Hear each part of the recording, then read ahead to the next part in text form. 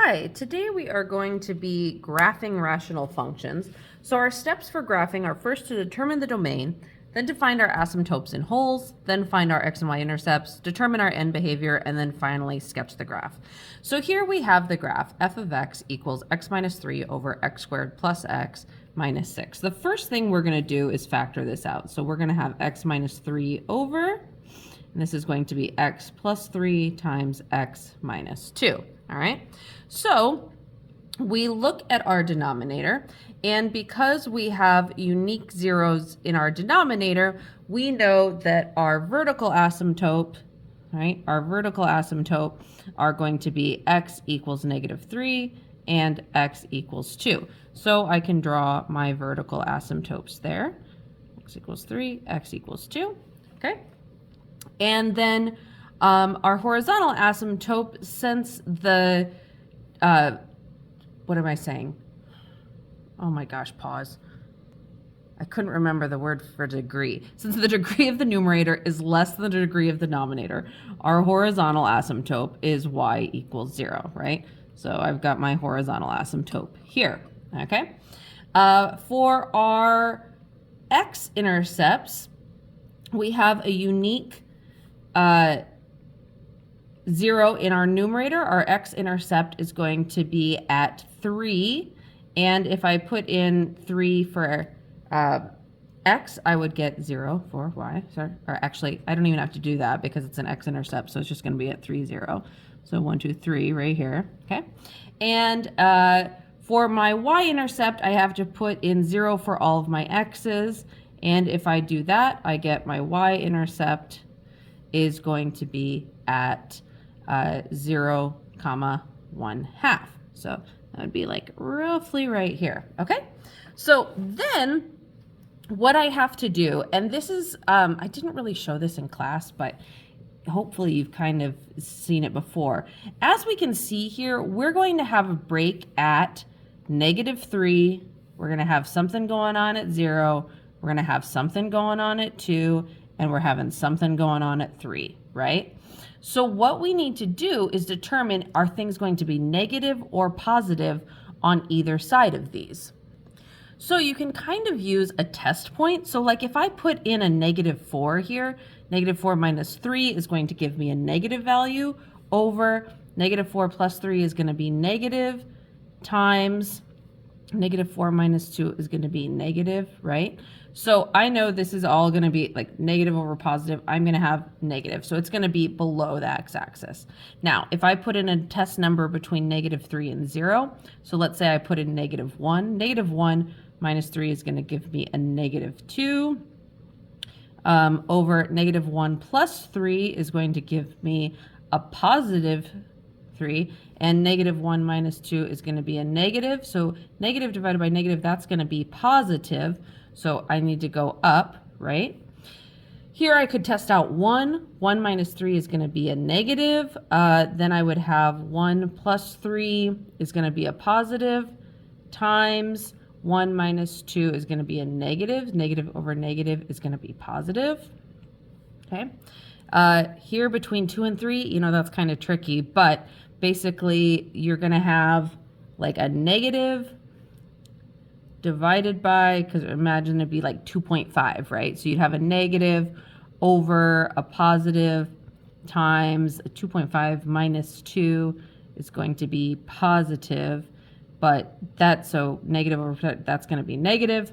And then finally, like if I put in 4, I would get a positive over a positive times a positive, right? So plus plus. So this tells me kind of like where my graph is going to go, right? So I can draw this out here. I know if it's bound here, I'm going to have kind of like a little bit of a quadratic-ish situation, right? And then these things are going to kind of hug our asymptotes, right? So that's going to be negative there, and that was this situation here. And then beyond 3, this is going to be negative, but it does kind of cross, and it can cross our horizontal asymptote. So that's okay, because it actually like ever so slightly does cross. There we go. All right. You can always graph these to test. I mean, obviously in your calculator. All right, let's do another one here. We have g of x equals x minus 2 over x squared plus 1. All right, well, our x-intercepts, if we put that in, we're going to get 2, 0, right? If I put in 0 for y and I solve, I would get 2, 0, so I can graph that. My y-intercepts, I put in 0 for x, I'm going to get 0, negative 2, okay? So for my vertical asymptotes, I actually don't have any, right? I can't factor my denominator, and I don't have any unique zeros there necessarily, so I have none. But my horizontal asymptote, the degree is less than the degree of numerator is less than the denominator, so my horizontal asymptote is y equals 0. I have no holes, and my domain actually in this situation, it's just going to be negative infinity to infinity, right? So finally, my end behavior, which I need to write as limits, my end behavior, the limit of g of x as x goes to negative infinity, right? If this number gets really negative, I don't know, it's going to go to 0. And the limit of g of x as x goes to infinity is actually also 0, okay? And I can put in some test points here. So like if I have x and y, like, and I put in a few test points, like let's say negative 3, 0, 1, 2, 3, we can get some graphing points here. So we have a negative 1/2, negative 2, negative 1/2, 0, and 1/10. So this is just like, remember, 1/10, back in your algebra days when you had to graph. So if we have negative 3, negative 1/2 are out there, 0, why did I put it at 2? That's wrong. Ignore that. This should be 0, negative 2, right? I meant to graph my y-intercept. That was foolish of me. 1, negative 1/2 is like there. 2, 0. Okay.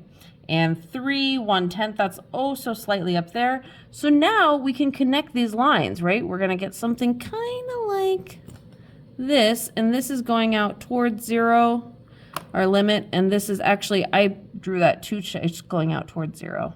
Okay. Good? Okay. Finally, let's do one more here. We have h of x equals 2x squared minus 3x plus 5 over x minus 2. So for our x-intercepts, we actually have none, right? Because we don't have any unique zeros.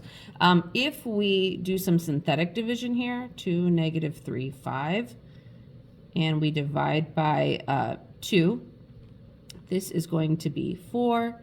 So that's 1, 2, and this is 7. So that's our remainder there. So for our y-intercepts, we put in 0 for our x's, and we get a negative 5/2. Okay. Our vertical asymptote is going to be x equals 2. That's dealing with our denominator, right? And our horizontal asymptote, because the degree is higher than the denominator, we actually don't have one. But our slant asymptote, that's what we used our synthetic division to find. The line of the slant asymptote is y equals 2x plus 1. And I can graph that. So let's say we're going to start at 1, up to right 1, up to right 1. And that's going to be our slant asymptote. Something kind of like that, right? For our holes, we have none. For our domain, this cannot equal 2. So our domain is going to be negative infinity to 2 united with 2 to infinity. And for our end behavior, okay, as, let's say the limit of h of x as x goes to negative infinity is going to go to negative infinity, and the limit of h of x as x goes to infinity is going to go to infinity, okay? All right, so with all of that information, we can kind of graph things. I did my slant asymptote. My vertical asymptote is here at 2. Okay. And now I can kind of draw this. It doesn't look great, but I've got my y-intercept at 0, negative 5/2, which would be like negative 2.5, right? About here. So this graph is going to look kind of like this. hug that.